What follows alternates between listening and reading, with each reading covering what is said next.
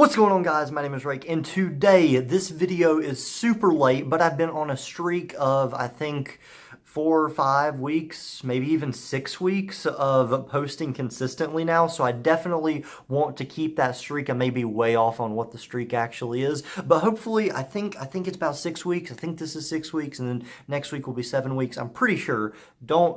You can correct me in the comments down below if you want, because I don't know the exact number. I would check, but I'm recording this on my phone because I've already tried to record a video today. I didn't really want to post that video because it was about my internet and stuff, which I've already talked about on this channel multiple times, so I thought that would be sort of repetitive. So if you do want to learn about what's happening with my internet, if you're interested in that, you can click the card up there if I remember to put a card in this video, which hopefully I do, because as soon as I get done recording this video, I'm going to go edit it and upload it because that is important. But now what you guys all clicked on this video for is procrastination, and I want to talk about first how procrastination has affected me in my life, and then I want to sort of talk about the different types of procrastination, and then talk about what all YouTubers face, and that is burnout. I'm not facing burnout myself, but I also want to talk about how it sort of applies to other things other than YouTube, because I don't think that really many people are talking about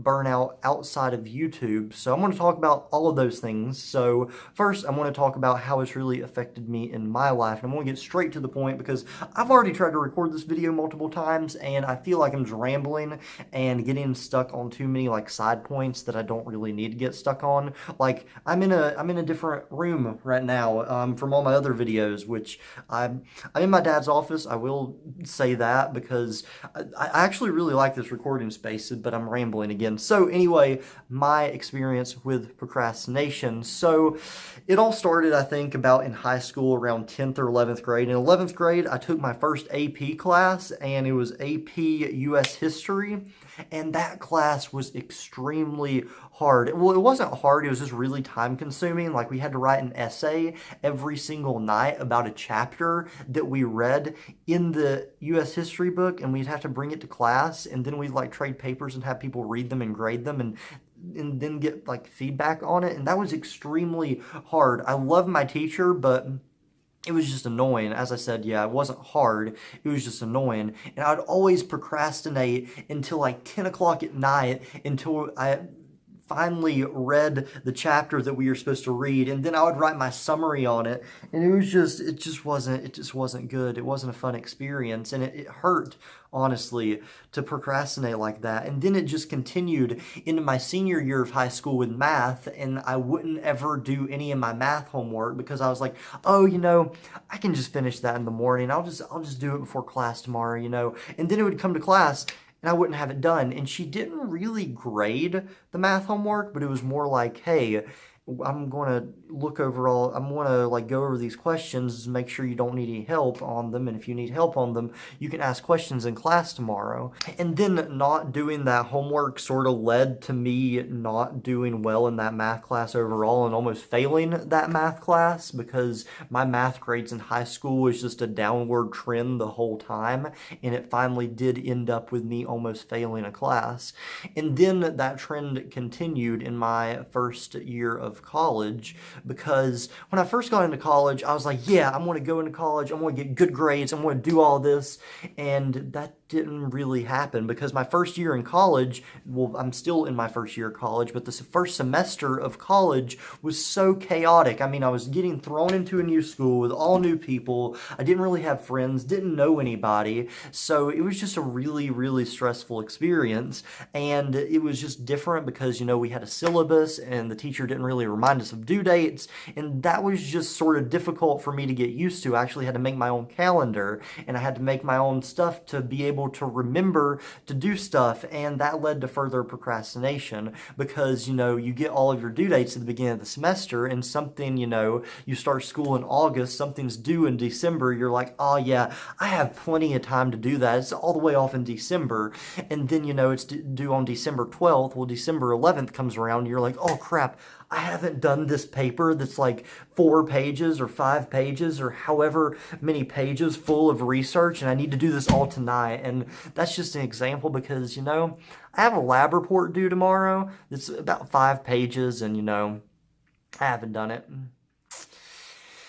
Yeah, I need to do that after I upload this video.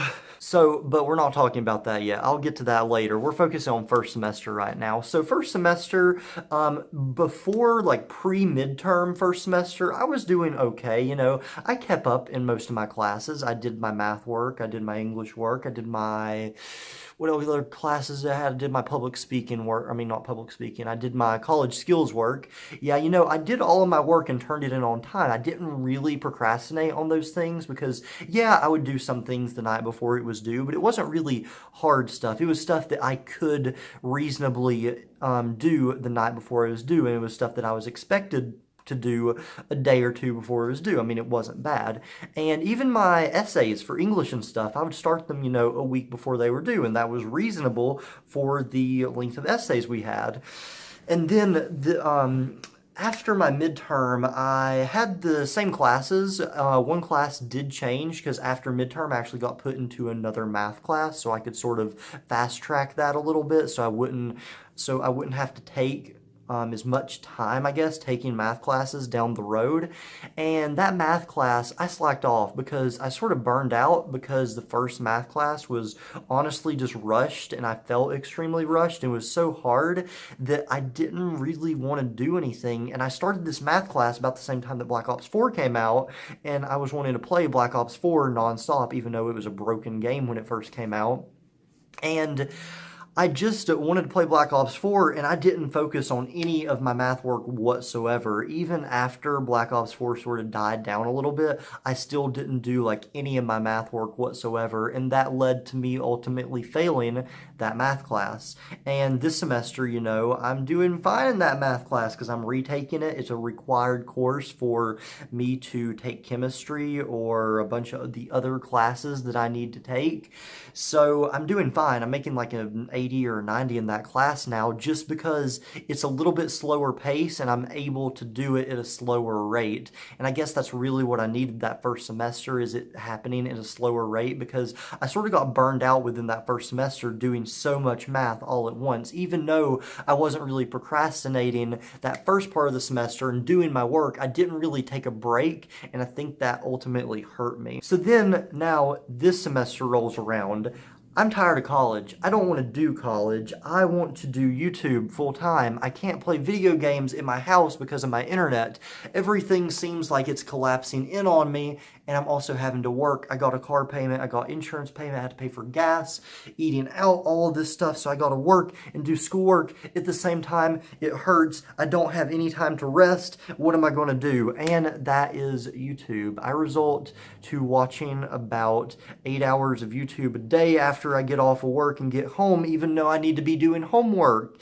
And that is bad procrastination, because even though I do need to take a break from school, I do need to take a break from work, YouTube isn't ultimately what I need to be doing, because as I said at the beginning of this video, there are two types of procrastination. There's a good type of procrastination and there's a bad type of procrastination. The good type is where you're maybe reading a book or learning a new skill, or, you know, playing a little bit of video games just to get over doing so much work and everything, and you are pushing off your school assignments a little bit later than you need to be pushing them off to, but that's still good procrastination. But those things always felt like procrastination to me. Like, I don't want to push off my schoolwork and read this book when I should be reading this book for school, because I need to be reading this book. So if I'm reading, I just need to be reading this thing I need to read for school instead of reading something I want to read for fun.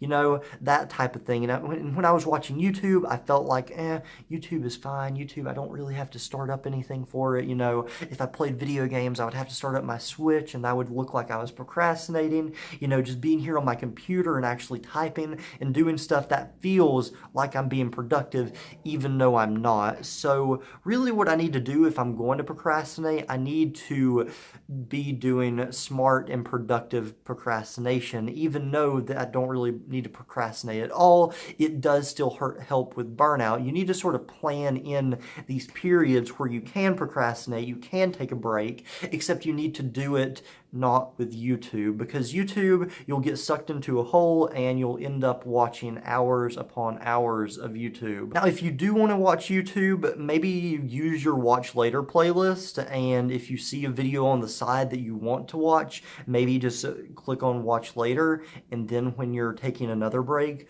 come back to it later, because I found that that really helps with getting me off of YouTube, because I'll be scrolling through YouTube on my phone or something, I'll see a video that I don't have time to watch right then, so I'll add it to my watch later, which ultimately I never really get back to my watch later sometimes because I forget about it. That just goes to show I don't really need to watch that video because I'm never watching it. I just think I need to watch it because I'm already on YouTube and I'm there in the moment trying to procrastinate. So yeah, procrastination is really getting to me this semester, and I think a little bit with procrastination is coming burnout, because I'm not working that much, honestly, but I'm working a lot in very short amounts of time, because like last week I had like 3 assignments due on the same exact day. So I literally stayed up like all night on Thursday night trying to get like 3 assignments due that was like 3 pages of writing each, so you know, it wasn't exactly fun. And then that sort of does lead to some sort of burnout, and then you just don't feel like doing any other assignments. So like this weekend, tomorrow, Tuesday, I have a lab report due. That lab report, I've heard from other people, is supposed to be like 5 pages or something. I haven't really started it yet, and that's because this weekend I didn't feel like doing anything, because I did like what was supposed to be 2 weeks of work in like one night. So Thomas Frank actually came up with something to sort of get your life back on track. It's sort of like a organization. I forgot what he called it. It was like I think he called it like a reset sprint or something, because what you're not supposed to do, you're not supposed to grind 24/7. If you grind 24/7, then that will lead to burnout and you won't feel like doing anything. But if you just sort of do like a reset sprint, it's where you grind for a very short amount of time, like maybe a week total, just to get your life sort of back on track, get your life straightened up, get all of your assignments that you need to do done, and sort of start on other assignments that you may need to get started. And then after that week, you won't have to be doing these sprints anymore, because your life is back on track, you're caught up with the work you need to be doing, and you can sort of gradually do your work as due dates come, instead of trying to do it all the night before it's due. And if you don't know who Thomas Frank is, he's like a productivity YouTuber. He's amazing. He's an amazing YouTuber. I watch like all of his videos on organization and stuff. Yeah, if you're into that sort of stuff, if you're into organization, productivity, all that stuff, yeah, go find his channel. Just search Thomas Frank. One thing that I want to sort of commit to doing that I think would help me a lot is reading 1 book a month, because I feel like maybe if I'm reading 1 book a month, then I'm not having to read only for school. I can actually read for pleasure too, and books can of course teach you a lot. I've been learning that by listening to Matt D'Avella and then Thomas Frank and a bunch of other people. I mean, books do a lot for you, and I can't really play video games at home, so what else am I doing? And hopefully maybe reading a book that I'm interested in will hopefully get me off of YouTube. The book that I'm hopefully going to read by the end of March is The Power of Habit. I'm not sure if this book is like reversed, because I don't know how my phone records, but it's called The Power of Habit. I'm going to try to read this book by the end of March. It shouldn't be too much of a read. I mean, it's only about, it's not even, how many pages is it? It's not even that many pages. It's only like 300 pages or something. So I'm going to try to read this book by the end of March, and if I do read it by the end of March, expect a book review, because I think that will hold me accountable if I'm supposed to be doing a book review at the end of each month. I think that, or the first of each month, more like, because if I'm finishing it by the end of the month, I think that will hold me more accountable to reading a book every month. And hey, if all goes well, I'll be reading 10 books this year. hopefully.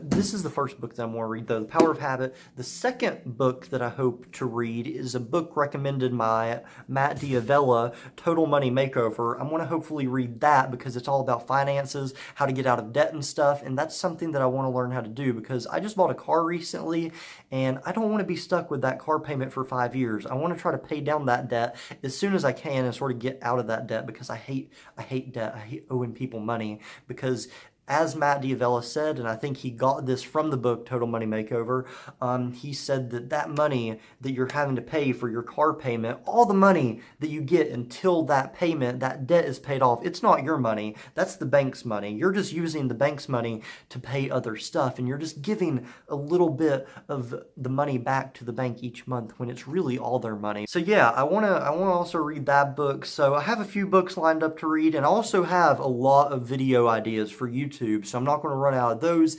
anytime soon. So hopefully everything goes well, and I'm going to try to do a reset sprint, what Thomas Frank was talking about, to get my life back in order and hopefully try to alleviate some of the stress that I've been going through because my life has been extremely stressful right now. And I was thinking, you know, I don't like college, but no, it's just that I've been really stressed out here recently. It's not that I don't like college because I do want to do college. I do want to get a degree from college. It's just that I've been listening to all these people that haven't really been going to college, like that have been taking this alternative path. And sometimes that's the right path for you. Sometimes you need to take an alternative path, and sometimes you need to go to college for what you want to do. It's just whatever you want to do in life, I guess. I don't know. I'm not really the person to be talking about this, but this is a video that I have been wanting to make for a while. So I hope you guys enjoyed. Make sure to rate, comment, and subscribe down below, and click the post notification so you'll get a notification when I upload a video next Monday.